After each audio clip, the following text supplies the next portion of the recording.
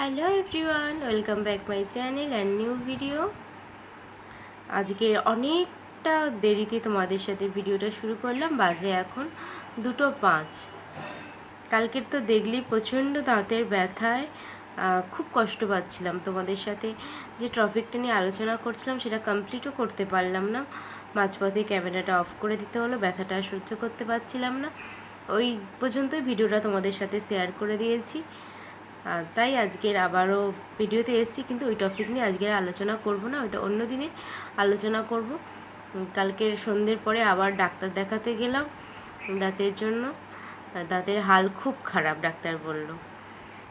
Medicine দিয়েছে, বলেছে 3-4 দিন খেয়ে রিপোর্ট দিতে, যদি তোলার হয় তুলে দেবে, না হলে ঠিক আছে। দাঁতে আমার 5 বছর আগে প্রবলেমটা ছিল, আরসিটি করা ছিল। আরসিটি করা থাকলে সাধারণত এই প্রবলেমগুলো হয় না, কিন্তু আগের যিনি ডাক্তারবাবু করেছিলেন সেটিংটা ভালো করে করতে পারেনি, তার জন্য এই প্রবলেমটা হয়েছে। সেটা থেকে ভিতরে আরও ইনফেকশান হয়ে গেছে। এই মেডিসিনটা কোর্স কমপ্লিট করার পরে যদি এক্সরেতে দেখা যায় যে ইনফেকশানটা ভালো হয়ে গেছে তো ঠিক আছে, নাহলে দাঁতটা উঠিয়েই দিতে হবে। এখনও এই সাইডটা ফুলে আছে, তোমরা কতটা বুঝতে পারছো না? আমার তো ফোলা লাগছে, কথা বলতে গেলে ভারী ভারী লাগছে।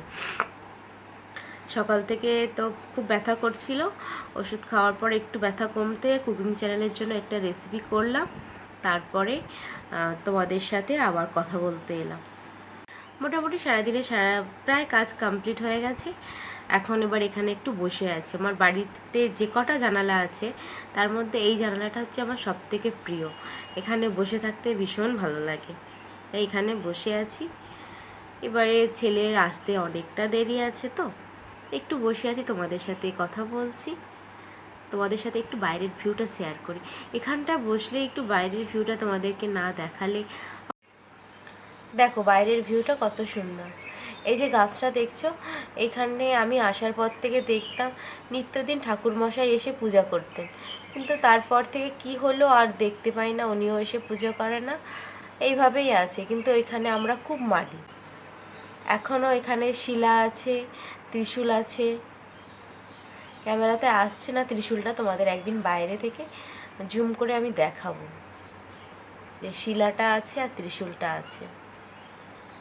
বিকাল 4টের পর থেকে ব্যথাটা এতটাই বেড়ে গেল যে ব্যথার ওষুধগুলো কিনেছিলাম একটাতেও কাজ হচ্ছে না।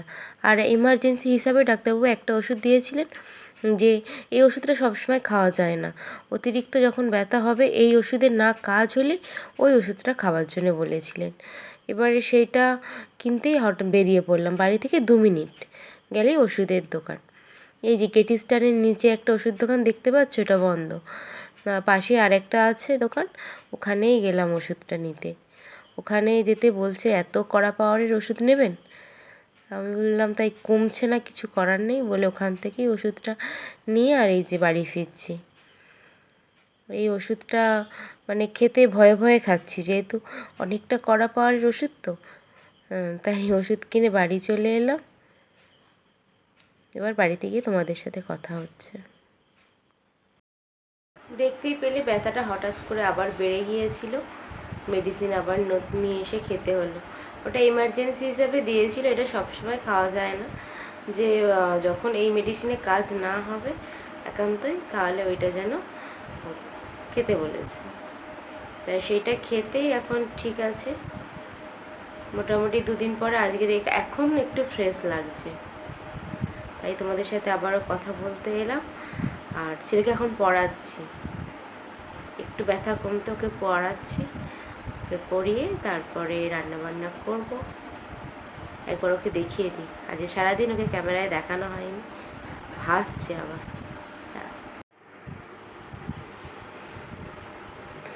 ম্যাথ করছে। ম্যাথ করছিস তো? মুখটা দেখা সবাইকে,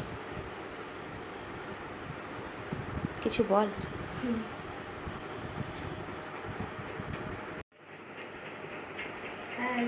সবাই কেমন আছো? তোমরা কমেন্ট করে জানাবে তোমরা কেমন আছো।